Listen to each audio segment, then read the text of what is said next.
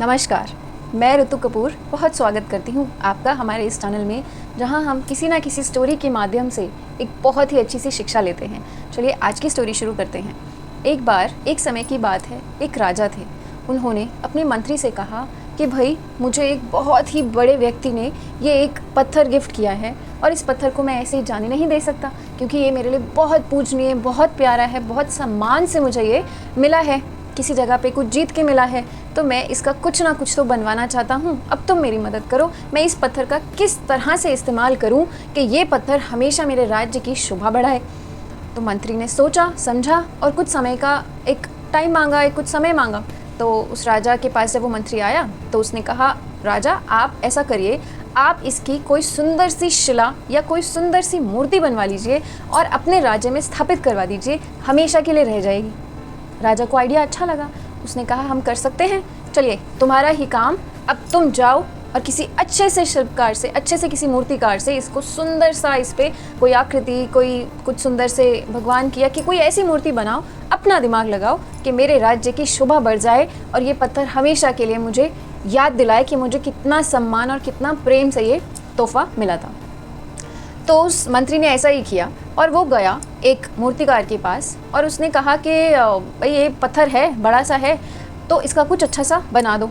उसने कहा क्या बना दूँ? उसने कहा ऐसा करो तुम मूर्ति बना दो, किसी ईश्वर की मूर्ति बना दो। उसने कहा ठीक है। वो पत्थर आम पत्थर नहीं था दोस्तों, उस पत्थर को इतना ज़ोर से मारा, इतनी बार मारा, लेकिन वो पत्थर टस से मस नहीं हुआ। बहुत कोशिश करी उसने। मंत्री ने कहा तुम हार मत मानो, तुम कर सकते हो, करो, तुम जोर से इस पत्थर पे मारो, ये ज़रूर टूटेगा। एक बार अगर टूट गया तो फिर इसको धीरे धीरे तोड़ना आसान हो जाएगा और फिर मूर्ति की शेप में, मूर्ति के ढांचे में भी उसको ढालना आसान हो जाएगा। उसने कहा आसान तो हो जाएगा मंत्री महोदय, पर टूटे तो सही। उसने कहा टूटे तो सही। तो वो बहुत कोशिश करता रहा पर वो पत्थर ज़रा भी नहीं टूटा। फिर उसने हार मान ली और उसने कहा कि भाई मैं समझता हूँ राजा का काम था, अगर मुझसे हो जाता तो उसने उसको कहा भी था कि तुम्हें 500 सोने की मुद्राएं मिलेंगी, कर दो तुम ये काम। उस ज़माने में कहाँ 1 और 2 मुद्राओं पे काम हो जाते थे, 500 तो कुछ बियॉन्ड द नंबर हो गया। तो उसके बाद भी, उस मनी मोटिवेशन के बाद भी उस इंसान से वो काम नहीं हुआ। अब वो मंत्री समझ गया कि ये नहीं हो पाएगा इससे। वो किसी और मूर्तिकार के पास गया और सोचने की बात, ध्यान से सुनिएगा, वो किसी और मूर्तिकार के पास गया और उस मूर्तिकार ने सिर्फ एक हथौड़ा मारा और वो पत्थर टूट गया।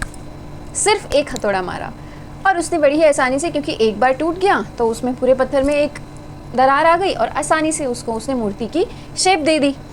अब वो मंत्री उस पुराने वाले मूर्तिकार के पास गया और उसने उसको जो समझाया वही मैं आपको इस कहानी के थ्रू समझाना चाहती हूँ कि जब हम 99 बार अटेम्प्ट कर लेते हैं और मन ये मान जाता है कि यार मेरे बस की नहीं है, मैंने कितनी तो कोशिश करी, क्या मैंने हार मानी? क्या पता वो लास्ट अटेम्प्ट ही आपका था। जो उस पहले मूर्तिकार ने इतनी बार पत्थर मारा था, वो पत्थर अंदर से कमज़ोर तो हो ही चुका था, बस उसने वो आखिरी ही बार जो मारना था वहीं उसने हार मान ली और वो किसी और को मिल गया। तो यहीं से हम ये शिक्षा लेके आज जाएंगे कि अपनी तरफ से एफ़र्ट करके सिर्फ छोड़ नहीं देना है कि मैंने तो एफ़र्ट किया था अब नहीं हो रहा है। अरे अगर सच में कुछ चाहिए होगा ना आपको, तो आप 100 क्या 200 बार भी पत्थर मारोगे और उस चीज़ को हासिल करके ही जाओगे। तो मैं समझती हूँ इस स्टोरी से आपको एक बहुत सुंदर सी शिक्षा मिली होगी कि अगर सच में कुछ चाहिए तो मैनिफेस्ट करो, हार्ड वर्क करो, सुबह उठो, जो करना है करो, पर 99th टाइम मत रुको। अपनी तरफ से तब तक करो, तब तक नहीं जब तक अपना बेस्ट दे दिया, तब तक जब तक कि वो हो नहीं गया। और सच में अगर आपको वो चाहिए ना, तो मुझे पता है आप हासिल कर लोगे। मैं मिलूँगी दोबारा एक नई, एक और भी शानदार स्टोरी के साथ। तब तक अपना ध्यान रखें और मेरी एक बात हमेशा याद रखें कि बात तो वही होती है, बस अंदाज़े बयां बात को बदल देता है।